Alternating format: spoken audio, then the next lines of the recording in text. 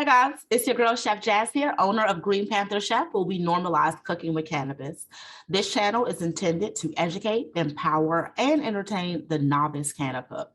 So if you're interested in making your own homemade edibles and you want to understand the benefits, you definitely want to stay tuned. All right, guys, thank you so much for sticking around. Make sure you subscribe so you can stay up to date with all of our new content. But in the meanwhile, let's definitely get into like these 6 benefits. So number 1, controlling your sodium. This is big. When you are making edibles at home, you can put exactly as much sodium as you want to put inside of it, right? That seems like super simple, but a lot of these processed edibles are loaded with salt, sugar, and fat, which really makes it addictive as well. And so sometimes it can have adverse effects on your health, and we do not want that. So making your own edibles at home is one way that you can control the sodium, which really brings us to number 2, which you can also control the sugar as well. We have a lot of brownies, we have a lot of gummies that are on the market, but sometimes that doesn't work for everyone. I have a product line, and I'll actually introduce it right over here, but it really focuses on savory ingredients, and we really do not use a lot of sugars. We're using either a honey or an agave or a raw sugar if we choose to introduce that, and we are using it sparingly. The name of the game is always health and happiness, and just reducing those amounts of sugar is one lever to make it all happen, all right? So number 3 is additives. I talk about this a little bit. Myself, I was diagnosed with Crohn's disease in 2006. And then in 2007, I started to cook with cannabinoids. And so there are a lot of additives that are already inside of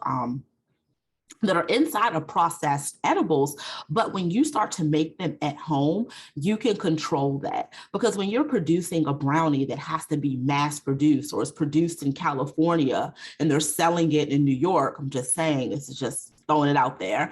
But like in saying that happens, then you have to think about the shelf life of that. So most of the time there are additives, there's lots of sugar, there's lots of fat, all of these things, so it can still taste good a month later. We don't want that for you. You have to really empower yourself, if you have the time, of course, to make your own edibles. And you can remove all of those additives, all of the artificial ingredients and preservatives and stuff like that, and really create a quality product that you can create repeatable results with too. And it is really good. I'll definitely leave a few of my favorite recipes and some tips below, but make sure you check out our cookbook, More Than a Cannabis Cookbook, if you want to get like all of the deets on it. All right. So number 4 or 5, I think we're at 4. All right. So allergies, guys. Myself touch on that just a little bit. I said that I was diagnosed with Crohn's disease, but a lot of times if you are celiac or if you have an intolerance to something, you really do want to be mindful as to, or you have to know what is inside of your edibles. So when you are making them at home, you have complete control over that. You're not going to, a lot of these edibles are made in large facilities that might produce wheat or might produce or process tree nuts or peanuts or something like that.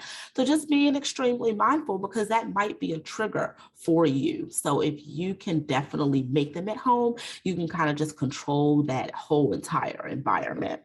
All right, so number 5, dosing. This is a really big one. I'm not going to leave you hanging. I've done several videos. I've done a blog as well around the big 5. These are the 5 questions that you are going to have to ask yourself.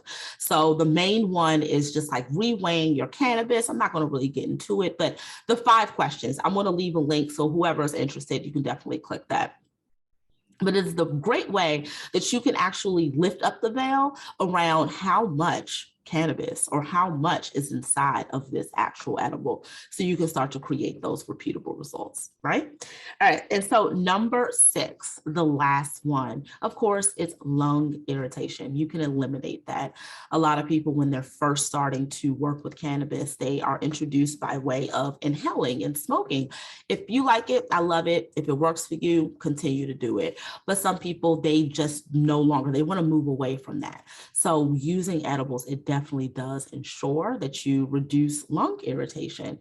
So that is super awesome. All right, guys, so this is helpful. Make sure that you like, subscribe, share, send a friend over here as well, and make sure you check out the More Than a Cannabis cookbook that is now available for pre-sale. But until then, guys, talk to you soon.